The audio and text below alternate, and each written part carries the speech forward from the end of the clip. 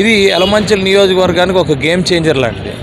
మనం SEZ కూడా 15 సంవత్సరాలు అయ్యి మరి డెవలప్ అవుతున్నా కూడా ఈ రోడ్డు మీద SEZ డిపెండ్ అయ్యిందనే చెప్పచ్చు. ఎప్పుడైతే ఈ రోడ్డు కంప్లీట్ అవుతుందో SEZ వ్యాపారం కూడా పెరుగుతుంది.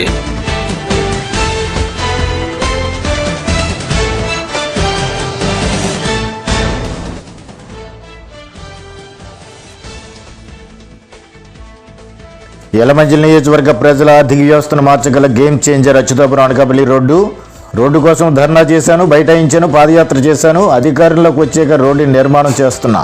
ప్రజలకి అసౌకర్యం అనుకుంటే, నష్టం అనుకుంటే ఆ పనిని నేనే మొదలుపెట్టను. అభివృద్ధి లక్ష్యం వైపు నియోజకవర్గ ప్రజలను తీసుకుపోవడంలో వెనకంజి వేసేది లేదు. TDR బాండ్లపై క్లారిటీ లేకుండా ప్రతిపక్షం ప్రజలను మభ్యపెడుతుంది. రోడ్డు విస్తరణ బాధితులకు మేలు చేసేలాగా నిర్ణయం తీసుకుంటానని యలమంచిలి ఎమ్మెల్యే సుందర విజయ్ కుమార్ అన్నారు. ఎట్టకేలకు అచ్యుతాపురం అనకాపల్లి రోడ్డు విస్తరణ పనులు ప్రారంభమవుతున్నాయి. దీంతో ట్రాఫిక్ సమస్యకు పూర్తి స్థాయిలో పరిష్కారం లభించనుంది. సోమవారం రాష్ట్ర మంత్రి లోకేష్ చేతుల మీదుగా బ్రిడ్జి నిర్మాణ పనులు చేపట్టడానికి ఏర్పాట్లు చేస్తున్నారు. అచ్యుతాపురం కూడల్లో పిల్లర్ వద్ద భూమి పూజ నిర్వహిస్తారు. యలమంచిలి ఎమ్మెల్యే సుందర విజయ్ కుమార్ దగ్గరుండి ఏర్పాట్లు పరిశీలిస్తున్నారు. ఈ సందర్భంగా ఆయన మీడియాతో మాట్లాడుతున్నారు. చూద్దాం. అచ్యుతాపురం, మునగపాక, అలాగే SEZలో ఉన్న కంపెనీస్ అన్నీ కూడా మరి మీ అందరికీ తెలుసు. కంపెనీ పెట్టిన దగ్గర నుంచి కూడా అచ్యుతాపురం అనకాపల్లి రోడ్డు కోసం ఎంతో వేచి చూచి మరి అనేకమైన ఇబ్బందులు గురైనా కూడా మరి మనం అందరం కూడా వేచి చూసిన రోడ్డు ఈరోజు మరి శంకుస్థాపన చేయడం కోసం మరి నారా లోకేష్ గారు రేపు మధ్యాహ్నం 3:30కి ఇక్కడికి విచ్చేస్తున్నారు.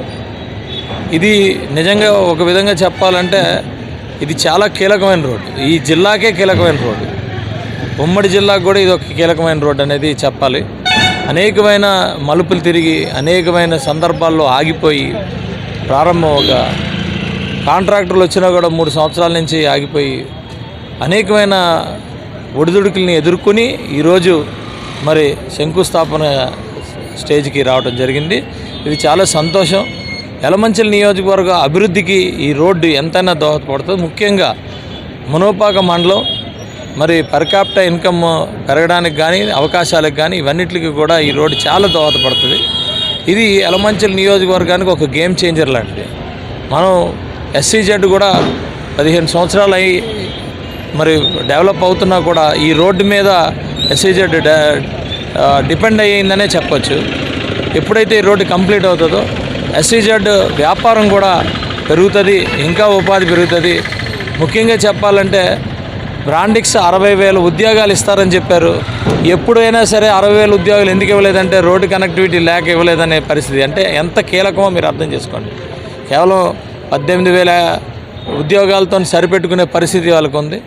ఇక మీద ఒక లోకల్ నాయకత్వం ఎట్టి పరిస్థితుల్లో ఒప్పుకునే ప్రసక్తి లేదు. ఈ రోడ్డు కంప్లీట్ చేస్తాం. అలాగే గాజువాక యలమంచిలి రోడ్డు కూడా ఆల్రెడీ మీకు తెలుసు శాంక్షన్ అయింది. దాన్ని కూడా ఒక 6 నెలల్లో DPR నుంచి PPP మోడ్లోనే మరి అపాయింట్ చేసుకొని మేము అది కూడా రోడ్డు మొదలుపెట్టే పరిస్థితి తీసుకొస్తామని చెప్పి తెలియజేసుకుంటూ ఇది ఒక శుభ పరిణామం.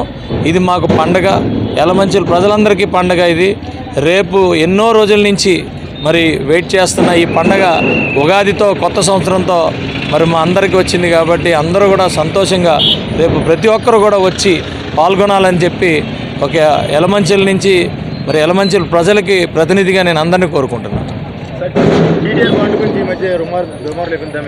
TDR బాండ్ అనేది ప్రతి దగ్గర ఇచ్చేదే, కానీ కేవలం ఒకరిద్దరు మరి వాళ్ళకి కన్ఫ్యూజన్తో వాళ్ళు మరి బయటకు వచ్చి మాట్లాడుతున్నారు.